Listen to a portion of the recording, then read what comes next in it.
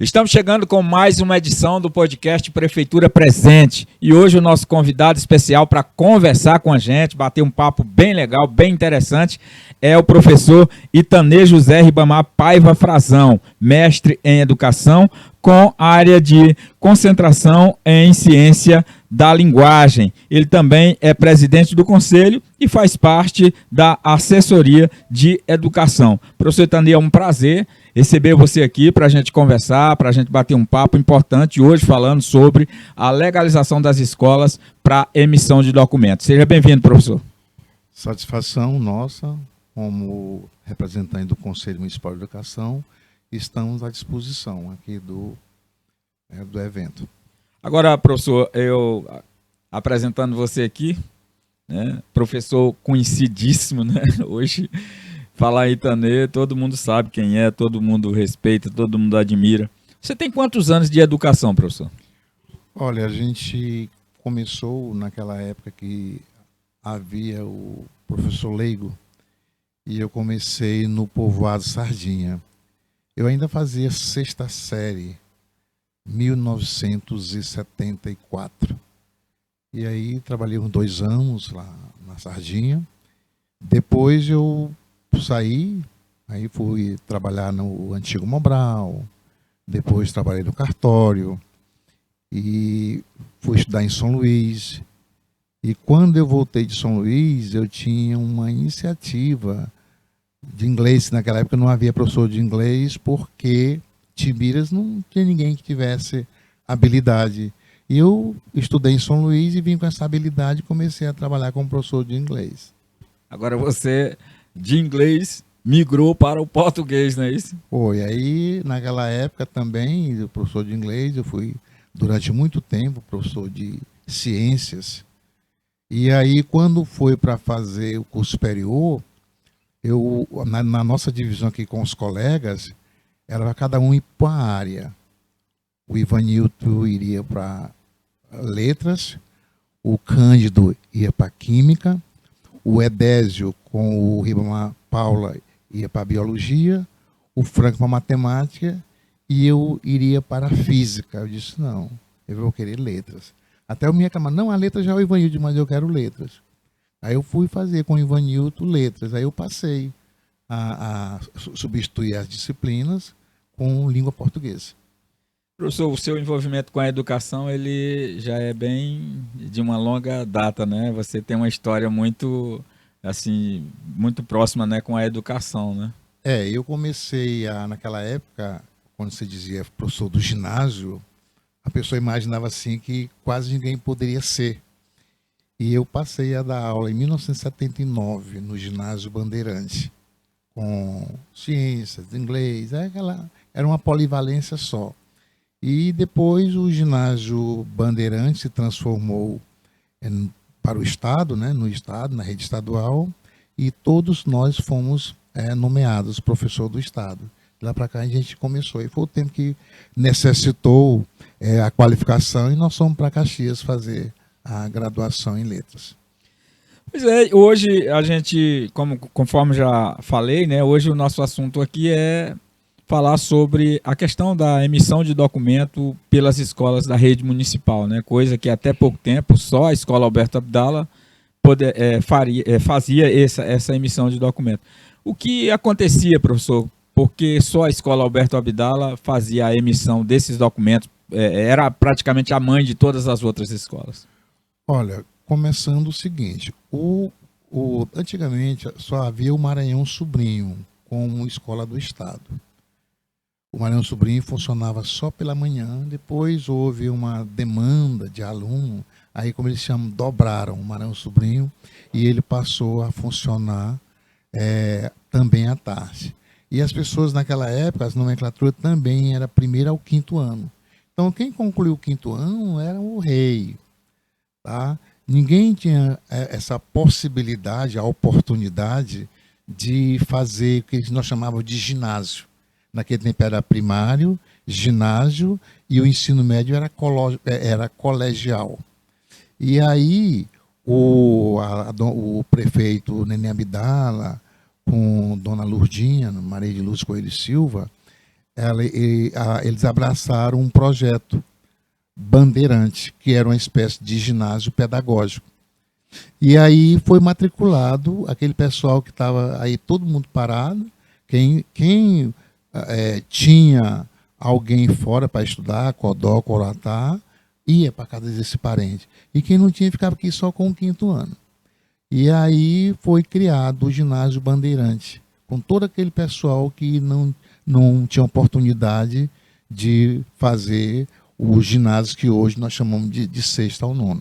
Tá? Com o término do ginásio, aí novamente o pessoal ia parar só com o ginásio, né?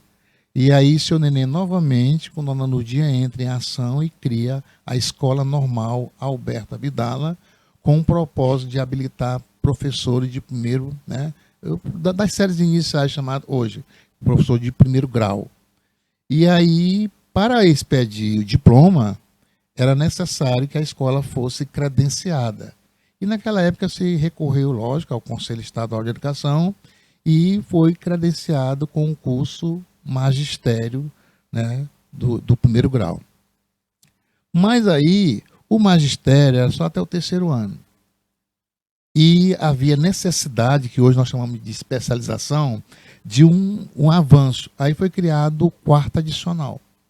Aí, novamente, a Escola Alberto Abdala credenciou que cada formação, cada área, cada oferta é um reconhecimento. Se a escola tiver vários cursos, cada curso tem o seu reconhecimento. E aí foi credenciado o 4º adicional. Mas aí, naquela época, o pessoal só estudava à noite. Certo? E aí, a mudança de prefeito, Dona Lurdinha tinha saído. E aí, com o passar do tempo, Dona Lurdinha voltou e me convidou para eu ser assessor dela. E aí foi o tempo que ela morreu. Faleceu, aí teve um problema e faleceu. E aí eu fiquei assumindo. Com aquela forma ociosa da escola durante o dia, eu cheguei até o prefeito, que era o Dr. Chagas, e propus por que ele não fazia, né, o ensino fundamental, que seria de 1ª à 8ª série. E ele concordou. Aí foi implantado o fundamental na Escola Alberto Abdala. Certo? Mas aí havia uma rejeição dos meninos, dos rapazes, cursarem o magistério. Ninguém, não, magistério não. E aí a gente criou o científico, que era hoje ensino médio regular.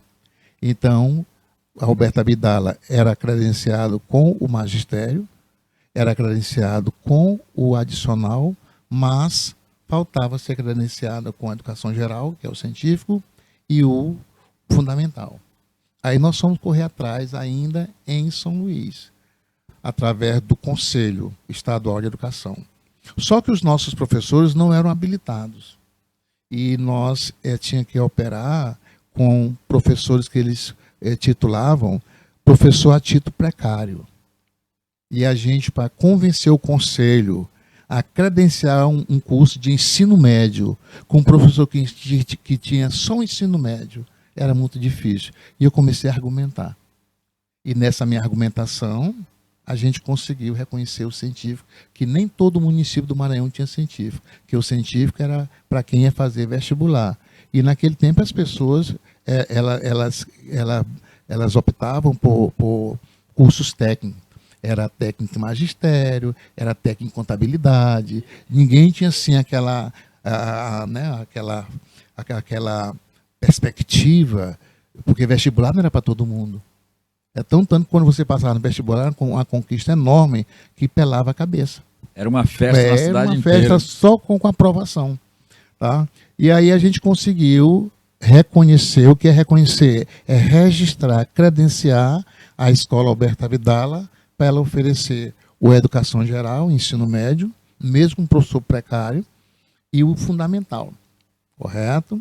Então a Escola Alberto Abdala passou a ser do município, mas credenciada. Com o passar do tempo, o Estado assumiu a competência de administrar, assumiu para sua esfera o ensino médio e entregou o ensino fundamental para o município. Foi o caso do Maranhão Sobrinho ser desativado pelo Estado. O Newton Neves, que era até chamado Unidade Integrada de Primeiro Grau, passou a ofertar o ensino médio, e o Médici também. E aí o Alberto Abdala passou a funcionar com o ensino fundamental, correto? Mas aí a demanda era enorme, muitos alunos para comportar no Alberto Abdala. Aí a gente, né, na época, ampliamos o Anel Burgos, de quinta a oitava ainda, ampliamos o Mundoca Alvim, desmembramos o anexo Alberto Abdala e criamos mesmo o Lauro Pereira. A gente decidiu que seria o Lourdes Coelho, e a gente criou uma rede maior, correto? Com isso, houve necessidade de criar o Conselho Municipal de Educação, porque o Sistema Nacional de Educação deu essa competência aos municípios para descentralizar do Conselho Estadual, porque era demorado o processo. Certo? As turmas iniciavam, às vezes concluía o curso e o conselho não dava conta desse credenciamento. E aí foi quando a gente criou, em 2009, o Conselho Municipal de Educação. Mas aí ele não foi para frente, quando a gente se desligou, e ficou de 2009 até 2016 o conselho criado sem nenhuma função. Ele praticamente existia, mas não funcionava. Não funcionava. Aí, com a vitória do Dr. Antônio Borba, então houve essa manifestação de me convidarem para comandar o conselho, e a gente iniciou esse desafio. A gente montou a sede, fizemos a eleição, a escolha, as indicações, a escolha dos conselheiros, e aí a gente entrou. Com a nossa entrada no conselho, a gente começou com as ações, porque o conselho tem várias funções. A função normativa, porque é ele que coloca as normas, a função, digamos, consultiva, a função deliberativa e a propositiva, além de outras funções que a gente fica em segundo plano. O que funciona mais é a consultiva e a normativa. E a propositiva. O que é a normativa? Todos os atos da Secretaria de Educação têm que ser aprovados pelo Conselho. O que é a consultiva? A consultiva é justamente essas consultas que as pessoas fazem. Pode isso, pode aquilo, como é que funciona? E o Conselho que orienta. E a propositiva é justamente aquela que a gente propõe. Vamos propor um curso, digamos, vamos propor aqui o treinamento de vigia, vamos propor aqui o treinamento de agente administrativo, o treinamento de gestores, vamos propor a criação de escola tal, vamos propor aqui as nomenclaturas das escolas. O que seria isso? Quer dizer, Timbira, quando você olhava, às vezes a sociedade olha e não vê essa lacuna. Não, a escola está funcionando bom, e a escola não é só funcionar. A escola também é como ser humano. O ser humano nasce, precisa de um registro de nascimento, precisa de um CPF, de um RG, e assim vai. Assim como a empresa. Então a escola também precisa ser credenciada para ter autonomia de expedir a documentação, onde o aluno possa chegar em qualquer canto do Brasil e a sua documentação ser aceita. Agora, professor, era muito comum antigamente as pessoas dizerem assim, o menino, por exemplo, um exemplo aqui, estudava lá no Manuel Burgos, mas quando concluía o ensino lá na escola Manuel Burgos, o pai precisava tirar o certificado de que a criança concluiu o estudo lá, mas a escola dizia, eu vou encaminhar para a escola Alberto Abdala. Isso acabava sobrecarregando a própria escola Alberto Abdala, que tinha essa função, essa missão de representar todas as outras escolas da rede, não é isso? Certo. veja as dificuldades. Ó. Quem fazia o ensino médio era autenticado, ou seja, convalidado no Mata-Roma. E os diretores sempre reclamavam, que diziam que não tinha essa obrigação, que, como você disse, acarretava. Quem terminava a EJA, que é aquele lá do Mundo do Calvim, tinha que ir para Coroatá, lá numa escola lá de Coroatá. E aí, quem terminava aqui o fundamental, regular, tinha que vir para Alberto Abdala. E aí, quando a gente criou o conselho em 2009, foi justamente para solucionar esse problema. Só que aí não houve o prosseguimento do conselho, aí foi que piorou.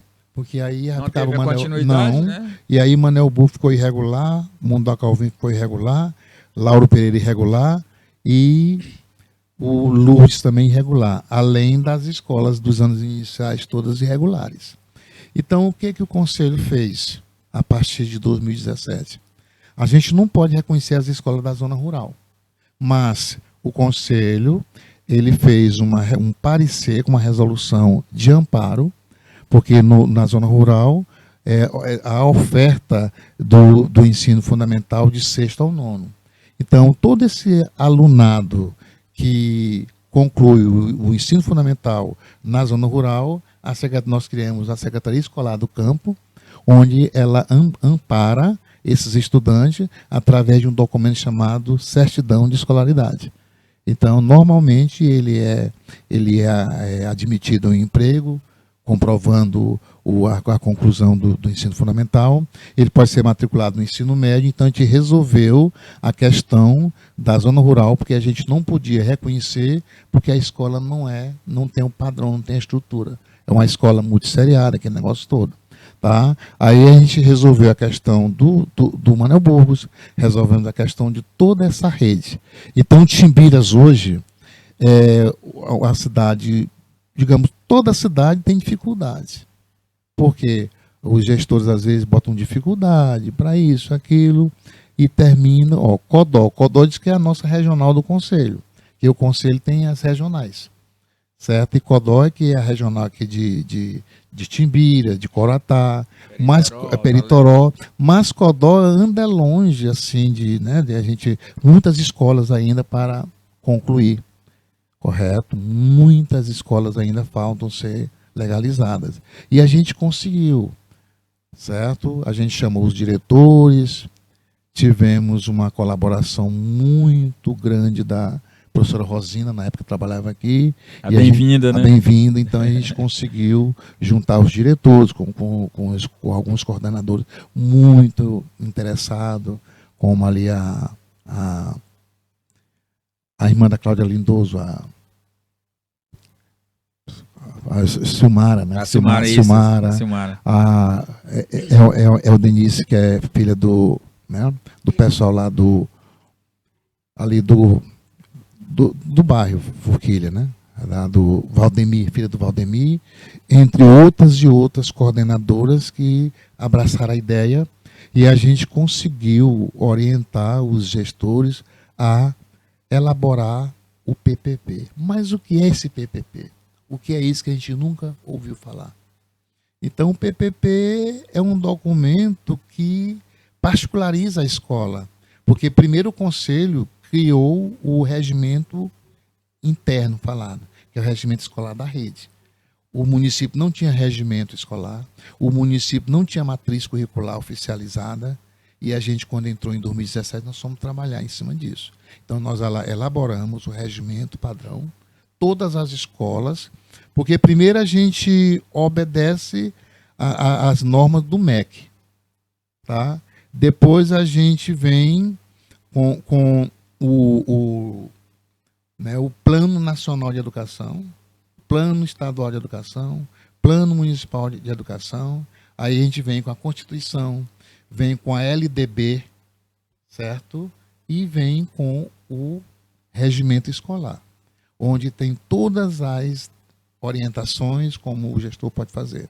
Mas aí, como a escola é diferente da outra, ela cria aquilo que nós chamamos PPP, Projeto Político Pedagógico. E ali nesse PPP, junto com toda a comunidade escolar, eles colocam as suas né? Diversidades, tal, como é que nós vamos operar com isso, como é que nós vamos fazer aquilo. E aí cada escola fica diferente devido às ações do PPP. Quer dizer, quanto ao regimento padrão, são iguais. Quanto ao PPP, elas têm suas particularidades, suas inovações. E aí o Conselho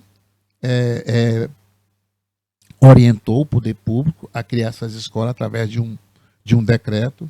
Aí você diz, como é que o Zé Sarney, construído em 68, foi criado agora em 2017? É aquela pessoa que nasce e não se registra.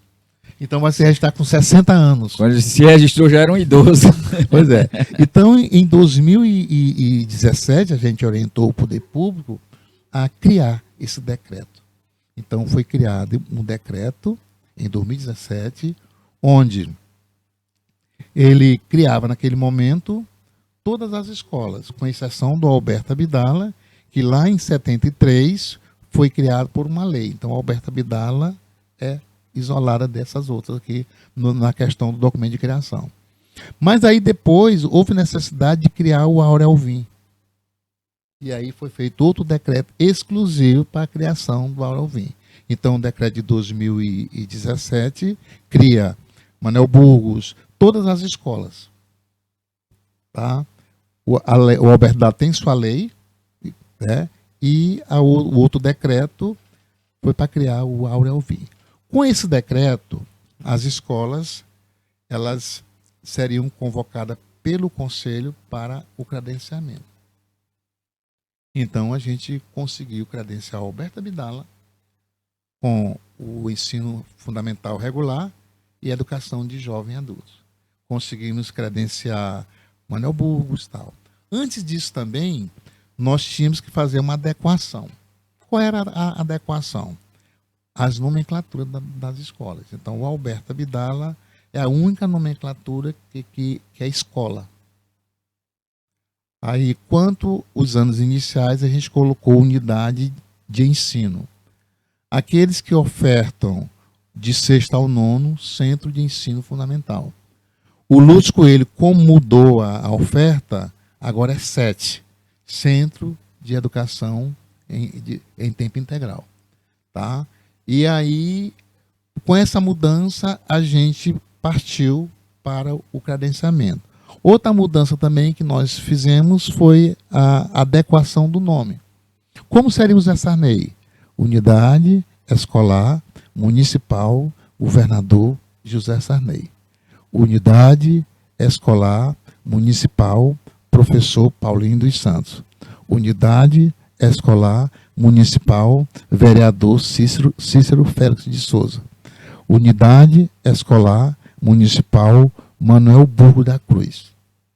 E aí nós tiramos o termo municipal, porque o município é que mantém o ensino fundamental, diminuímos apenas 2 nomes, porque o nome completo, como diz o termo, fica lá na biografia do patrono.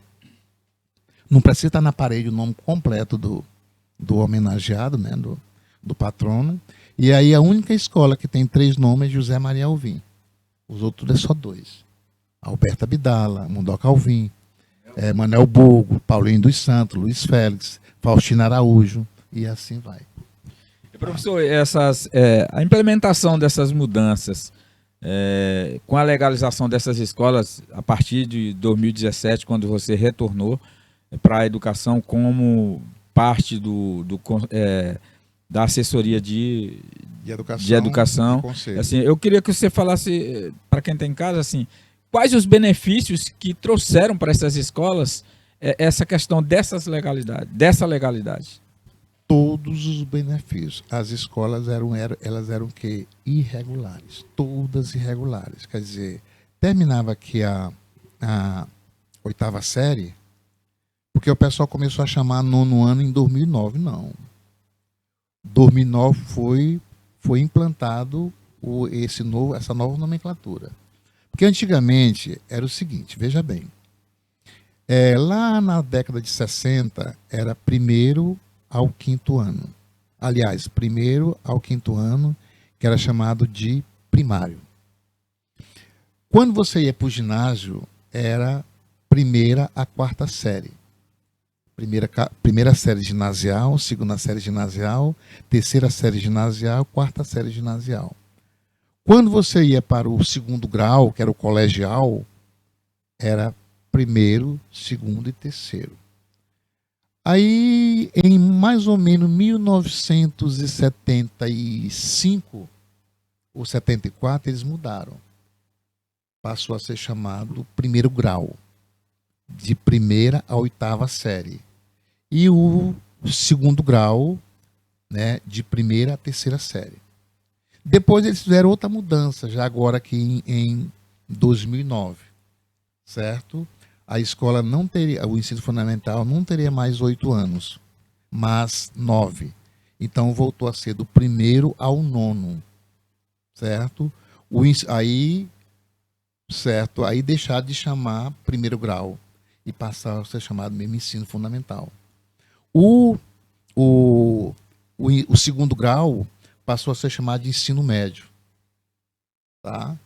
E aí ficou, a nomenclatura primeiro grau caiu, a nomenclatura segundo grau caiu e passou a ser educação infantil, certo? E o ensino fundamental do primeiro ao nono ano e o ensino médio de primeira a terceira série. A gente chama primeiro ano, segundo ano, terceiro ano, mas a verdadeira nomenclatura é primeira, segunda e terceira série do ensino médio. Tá? E a educação infantil? Timbiras tinha o quê? A seguinte nomenclatura. Você chegava bem aqui no Gardenha, tinha assim, pré-escola Gardenha Ribeiro Gonçalves. Chegava lá no Leda, tinha creche, Leda, Tágenos e tal. Mas aí, quando você chegava lá no Gardenha, ele ofertava a idade creche e pré-escola. Quando você chegava lá no Leda, a mesma coisa. Então, como é que tinha lá na fachada creche, mas tinha pré-escola, e como é que tinha lá pré-escola, mas tinha creche. Aí nós também fizemos a mudança da nomenclatura. Colocamos Centro de Educação Infantil, onde abrange a creche e a pré-escola. Tudo isso, essas mudanças a gente fez de 2017 para cá. É o que a sociedade não sabe, ou não nota. Professor, a gente sabe que para fazer tudo isso dá um trabalho danado, mas graças a Deus vocês conseguiram fazer, você foi o mentor de tudo isso, né? O idealizador, e se juntou a outras pessoas para que isso se tornasse possível. E eu quero saber do senhor o seguinte, em relação a essas mudanças, a implementação dessas mudanças, hoje, você que é um estudioso da educação e que acompanha a evolução não só em Timbiras, mas na nossa regional, nós estamos, em comparação aos outros municípios, melhor? Como é que está? Estamos, porque é o seguinte, primeiro a gente é conselheiro, e o conselheiro só vai na época na data da sessão. Tá? Mas eu sou um conselheiro, presidente, e que eu dou o expediente. Eu sou o conselheiro presidente que elaboro. Correto? Então, se você for, como vocês foram, né, lá no conselho, vocês vão me encontrar. Tá? Porque, na realidade, o conselho ele fica sob a direção, o comando do secretário executivo. No caso nosso é o Bruno, é um rapaz muito interessado, competente, tudo. Ele é um colaborador. Tá? Ele não mede esforço para quando a gente precisa, ele está ali querendo aprender, então ele é realmente necessário. Mas aí eu estou lá. Então, dentro dessas ações, o que Timbiras não tinha e que tem agora? Primeiro, a gente elaborou normas para a oferta, como eu falei, fez essas mudanças todas para a oferta da educação básica, né? Que nós temos as duas partes, né? Quer dizer, as duas etapas. Nós temos a educação infantil e o ensino fundamental, que é de competência do município. Então, a gente fez toda essa estruturação com regimento escolar, com a orientação do PPP e essa situação toda.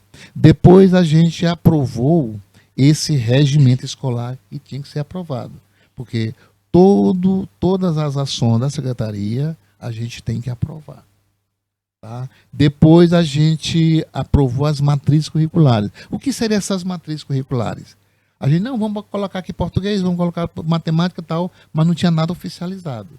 E a gente fez um manual com a matriz curricular da educação infantil, da EJA, da educação do campo, tudo, e as escolas seguem essa matriz. Depois a gente partiu para o reconhecimento das escolas da zona urbana.